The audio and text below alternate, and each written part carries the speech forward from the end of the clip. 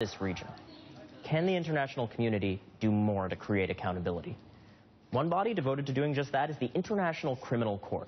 The first chief prosecutor of that body is here with me now. Luis Moreno Ocampo, a senior fellow at the Jackson Institute for Global Affairs at Yale University. Appreciate your being here, sir. You've got a long career working on exactly these kinds of atrocities.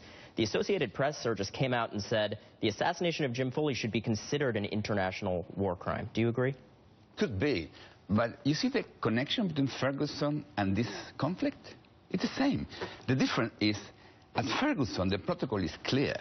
But the black community is demanding, apply the protocol, because this prosecutor is not fair. You feel there's a lawlessness that's similar to Iraq? No. My point is, there is a similar situation. Someone from my community, in the state, my black community, was killed badly by the authorities, and they are requesting apply.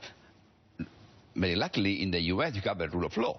So you have a prosecutor, and the black community is challenging him. But basically, there is an institution to deal with the problem.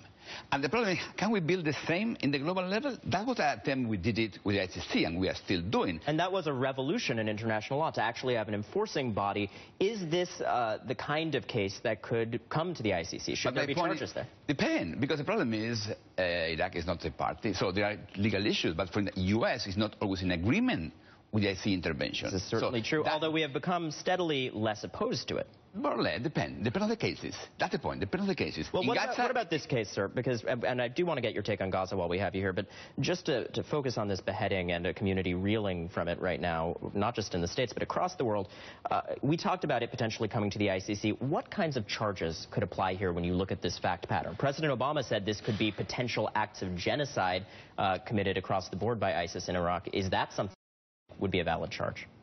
No, it could be not against this American. There is no persecution. Okay, sure, but against ISIS. Could be genocide too. Could be genocide against the Americans too. Could be. Potential genocide charges against the American forces. Yeah, because exactly they are attacking your group. No. I just want to be very clear. So you're saying you would actually see that as a valid charge in the ICC right now against the Americans? No, the problem is they have not. Yes, the Americans can be a group. But do you not think it's more pressing to bring charges against ISIS in the international law community? The problem is, there are legal issues. ICC cannot intervene, cannot jurisdiction in Iraq. And that's the real issue. The real issue is, that's my point. We need a general policy to deal with the problems. Because you're affected because this journalist was American, you feel identified with him, and I agree with you. But the Russians feel the same about the Ukrainians. And the Arabs feel the same about the Palestinians in Gaza. So that's the problem. Any community wants to protect their own people.